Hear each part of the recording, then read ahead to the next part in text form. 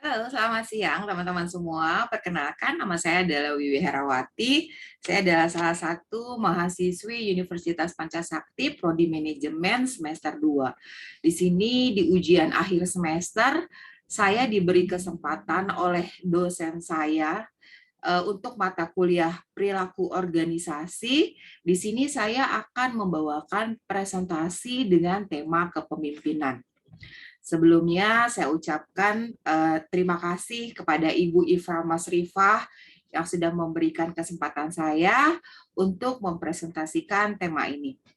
Saya mulai di slide pertama, yaitu pendahuluan. Setiap individu akan diterlibatkan dalam suatu organisasi untuk menumbuh kembangkan institusinya. Keterlibatan individu di dalam suatu organisasi memerlukan kajian tersendiri, di mana masing-masing memerlukan perlakuan tersendiri oleh pucuk kepemimpinan di dalam menjalankan roda organisasinya. Lalu perilaku organisasi atau organizational behavior bisa diartikan sebagai studi bagaimana manusia berinteraksi dalam suatu kelompok. Dan tentu saja pada saat pandemi seperti saat ini, perusahaan yang baik ialah perusahaan yang dapat mensejahterakan karyawannya. Salah satu keberhasilan perusahaan bisa dilihat dari produktivitas sumber daya manusianya, lalu di mana manajemen sumber daya manusia yang memang merupakan salah satu kebutuhan bisnis saat ini. Lalu kita masuk ke pengertian kepemimpinan, di mana kepemimpinan merupakan titik sentral dalam penentu kebijakan dari setiap kegiatan yang akan dilaksanakan oleh organisasi. Kepemimpinan adalah aktivitas untuk mempengaruhi perilaku orang lain agar mereka mau diarahkan untuk mencapai tujuan tertentu. Ini dikutip dari buku para ahli, yaitu Toha pada tahun 1983 halaman 123. Sedangkan menurut Ngalim Purwanto di bukunya pada tahun 1991 halaman 26, kepemimpinan adalah sekumpulan dari serangkaian kemampuan dan sifat-sifat kepribadian, termasuk di dalamnya ada kewibawaan yang memang untuk dijadikan sebagai sarana dalam rangka meyakinkan yang dipimpinnya agar mereka mau dan dapat melaksanakan tugas-tugas yang dibebankan kepadanya itu dengan rela, penuh semangat, adanya kegembiraan batin, serta merasa tidak terpaksa. Dari pengertian tersebut, kepemimpinan mengandung beberapa unsur pokok. Antara lain adalah melibatkan orang lain dan adanya situasi kelompok atau organisasi tempat pemimpin dan anggotanya berinteraksi. Lalu di dalamnya kepemimpinan tersebut terjadi pembagian kekuasaan dan proses mempengaruhi bawahan oleh pimpinan. Lalu ada juga adanya tujuan bersama yang harus dicapai. Sekarang kita masuk ke teori kemunculan pemimpin, di mana ada beberapa teori, diantaranya ada teori genetik, ada teori sosial, dan ada teori ekologis. Di sini saya akan bahas satu persatu, di mana teori ekologis atau teori genetik adalah inti dari teori ini adalah suatu pernyataan bahwa leaders are born and not made, adalah penganut teori ini mengatakan bahwa bakat kepemimpinan seseorang telah dibawa sejak lahir. Di mana kalau kita simpulkan pengertian dari teori genetik ini adalah dalam keadaan bagaimanapun seseorang yang ditempatkan pada suatu waktu, ia akan menjadi pemimpin karena memang ia dilahirkan untuk itu. Dengan kata lain, teori ini adalah teori keturunan atau teori bawaan. Nah, teori yang dimaksudkan ini adalah faktor genetis, bukan keturunan, status strata sosial, ningrat, atau keturunan raja. Teori ini berasumsi bahwa sifat-sifat kepemimpinan seseorang adalah faktor bawaan sejak lahir, di mana menjadi pemimpin atau tidaknya seseorang karena takdir semata. Lalu yang kedua adalah teori sosial, di mana teori sosial genetis mengatakan bahwa leaders are born and not made. Maka penganut sosial mengatakan sebaliknya, yaitu leaders are made and not born, ya, yang dimana kesimpulan dari teori sosial ini adalah penganut teori ini berpendapat bahwa setiap orang akan dapat menjadi pemimpin apabila diberi pendidikan dan kesempatan untuk itu. Dan manusia juga memiliki potensi psikologis yang dapat dibentuk melalui proses interaksi dengan lingkungan, terutama interaksi yang disengaja atau dibuat secara khusus untuk itu. Dengan kata lain, dari teori ini adalah teori kejiwaan. Teori ini berasumsi bahwa sifat kepemimpinan seseorang dapat dibentuk sesuai dengan jiwanya. Pemimpin itu dapat diciptakan misalnya melalui pendidikan, melalui pelatihan, seperti itu. Nah, manusia sesuai dengan perkembangan jiwanya juga dapat mempelajari subjek berupa ilmu pengetahuan atau pengalaman atau juga hal-hal lain yang di luar dirinya atau di luar lingkungan. Demikian juga dengan ilmu kepemimpinan. Lalu yang ketiga adalah teori ekologis, di mana teori ekologis ini merupakan penyempurnaan dari kedua teori genetis dan teori sosial, di mana kesimpulannya adalah penganut teori ini berpendapat bahwa seseorang hanya dapat menjadi pemimpin yang baik apabila pada waktu lahirnya telah memiliki bakat-bakat kepemimpinan,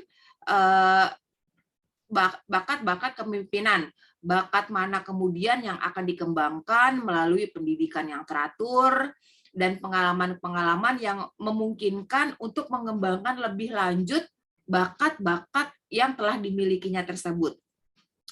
Nah, teori ini menggabungkan segi-segi positif dari kedua teori genetis dan teori sosial, dan dapat dikatakan kalau teori ini yang paling baik dari teori-teori kepemimpinan. Namun setelah diselusuri ya yang lebih mendalam, teori ini masih diperlukan untuk dapat mengatakan secara pasti apakah faktor-faktor yang menyebabkan seseorang timbul sebagai pemimpin yang baik. Sekarang kita masuk ke slide selanjutnya. Fungsi kepemimpinan, di mana fungsi kepemimpinan itu dibagi dalam beberapa fungsi, diantaranya adalah pemimpin diskusi, di mana tipe pemimpin ini adalah tipe yang seperti ini dapat dijumpai dalam lingkungan kepemimpinan yang demokratis, di mana komunikasi memegang peranan yang sangat penting. Seseorang secara lengkap memenuhi kriteria kepemimpinan demokratis ini ialah orang yang menerima peranannya sebagai pemimpin diskusi.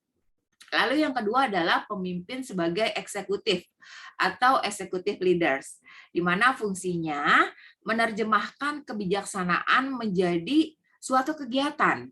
Dia memimpin dan mengawasi tindakan orang-orang yang menjadi bawahannya. Lalu yang ketiga adalah pemimpin sebagai penengah, di mana di dalam masyarakat modern, tanggung jawab keadilan terletak di tangan pemimpin dengan keahliannya yang khas dan ditunjuk secara khusus. Lalu yang keempat adalah pemimpin sebagai penganjur, di mana maksudnya itu adalah sebagai propagandis, ya, sebagai juru bicara atau sebagai pengarah opini yang memang merupakan orang-orang penting dalam masyarakat. Mereka bergerak dalam bidang komunikasi dan publistik yang menguasai ilmu komunikasi. Yang kelima adalah pemimpin sebagai ahli, di mana dapat dianalogikan sebagai instruktur atau seseorang juru penerang yang berada dalam posisi yang khusus dalam hubungannya dengan unit sosial di mana dia bekerja. Kita masuk ke bab selanjutnya, yaitu perilaku seorang pemimpin. Menurut para ahli BAS pada bukunya di tahun 1990 dan Hartanto di bukunya pada tahun 1991 beranggapan bahwa untuk kerja kepemimpinan yang lebih baik terjadi bila para pemimpin dapat menjalankan salah satu atau kombinasi dari 4 cara ini, yaitu yang pertama, pemimpin dapat memberi wawasan serta kesadaran akan misi, membangkitkan kebanggaan, serta menumbuhkan sikap hormat dan kepercayaan pada para bawahannya, atau kita sebut dengan idealis influence. Lalu yang kedua adalah menumbuhkan ekspektasi yang tinggi melalui pemanfaatan simbol-simbol untuk memfokuskan usaha dan mengkomunikasikan tujuan-tujuan penting dengan cara yang sangat sederhana, atau kita sebut dengan inspirational motivation. Lalu yang ketiga adalah meningkatkan intelijensia atau rasionalitas dan pemecahan masalah secara seksama, atau kita sebut dengan intellectual stimulation. Lalu yang keempat adalah memberikan perhatian, membina, membimbing, dan melatih setiap orang secara khusus dan pribadi, atau kita sebut dengan individualist consideration.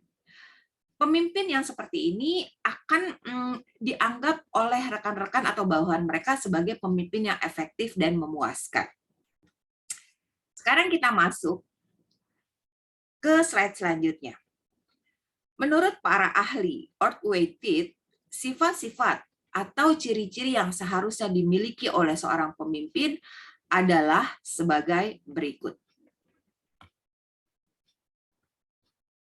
Yang pertama adalah physical and nervous energy atau energi jasmani dan rohani. Lalu yang kedua ada assign a purpose and direction, di mana ini adalah orientasi mengenai sasaran dan tujuan. Yang ketiga adalah enthusiasm. Yang keempat adalah friendliness and affection atau ramah tamah dan cinta kasih sesamanya. Yang kelima ada integrity, di mana mempunyai pribadi yang bulat. Lalu yang keenam ada technical mastery, kecakapan secara teknis. Lalu yang ketujuh adalah decisiveness atau defense atau orang atau kepemimpinan yang bersifat tegas. Lalu yang kedelapan adalah intelligence atau cerdas. Yang kesembilan ada teaching skill, pandai mengajar. Lalu yang 10 adalah faith, berkeyakinan. Kita masuk ke slide selanjutnya. Adalah bab keempat, di mana kita akan membahas tentang teknik kepemimpinan. Menurut Dr. Haji Arifin Abdurrahman menyatakan bahwa di dalam kepemimpinan dikenal dengan teknik yang bersifat umum dan teknik yang hanya bersifat dapat dipergunakan di dalam kondisi khusus. Teknik kepemimpinan umum yang disebut kepemimpinan pokok dapat berupa teknik menyiapkan orang-orang yang supaya bersedia menjadi pengikut, atau teknik human relation dan teknik menjadi teladan. Sedangkan human relation dan teknik menjadi teladan, sedangkan kepemimpinan khusus yang juga disebut dengan kepemimpinan kerja dapat berupa teknik persuasi atau perintah. Teknik atau penggunaan sistem komunikasi yang cocok, dan teknik fasilitas. Teknik persuasi adalah teknik yang berusaha membuat orang lain menyadari kewajibannya untuk melakukan sesuatu. Sedangkan teknik perintah ialah teknik yang mengabaikan pengikutnya, dan pengikutnya hanya berkewajiban melaksanakan sesuatu yang diminta untuk dilaksanakan sesudah dimengerti. Selanjutnya adalah tipe dan gaya kepemimpinan, di mana menurut para ahli Kartini Kartono menjelaskan bahwa tipe kepemimpinan terbagi atas. Yang pertama adalah tipe karismatik, di mana tipe ini mempunyai daya tarik dan pembawaan yang luar biasa, sehingga mereka mempunyai pengikut yang jumlahnya besar. Nah, tipe ini kesetiaan dan kepatuhan pengikutnya timbul karena dari rasa kepercayaan terhadap pemimpin tersebut. Dan mereka menganggap pemimpin dianggap mempunyai kemampuan yang diperoleh dari kekuatan yang maha kuasa. Dan itu disebut dengan tipe karismatik. Lalu yang kedua adalah tipe paternalistik, di mana tipe kepemimpinan ini sifatnya antara lain adalah menganggap bawahannya itu belum dewasa, lalu bersikap terlalu melindungi, lalu juga jarang memberi kesempatan bawahan untuk mengambil keputusan, dan selalu bersikap maha tahu dan maha benar. Dan yang ketiga adalah tipe otoriter, di mana tipe ini adalah tipe pemimpin yang mempunyai sifat sebagai berikut. Yang pertama adalah pemimpin organisasi adalah sebagai pemiliknya atau sebagai miliknya. Lalu yang kedua, pemimpin bertindak sebagai diktator. Lalu yang ketiga adalah cara menggerakkan bawahan dengan paksaan dan ancaman. Yang pastinya tipe otoriter ini sangat berbahaya. Lalu yang keempat adalah tipe militeristik, di mana dalam tipe ini pemimpin mempunyai sifat-sifat. Yang pertama adalah menuntut kedisiplinan yang keras dan kaku. Lalu lebih banyak menggunakan sistem perintah, menghendaki keputusan mutlak dari bawahan, lalu formalitas yang berlebih-lebihan, tidak menerima saran dan kritik dari bawahan, dan sifat komunikasi yang hanya sepihak. Lalu yang terakhir adalah tipe demokrasi, di mana tipe demokrasi mengutamakan masalah kerjasama, sehingga terdapat koordinasi pekerjaan dari semua bawahan. Nah, kepemimpinan demokrasi menghadapi potensi sikap individu, mau mendengarkan saran dan kritik yang sifatnya membangun. Jadi pemimpin ini menitikberatkan pada aktivitas setiap anggota kelompoknya, sehingga semua unsur organisasi dilibatkan dalam aktivitas yang dimulai dengan penentuan tujuan, pembuatan rencana keputusan, dan disiplin. Kita masuk ke slide selanjutnya adalah daftar pustaka.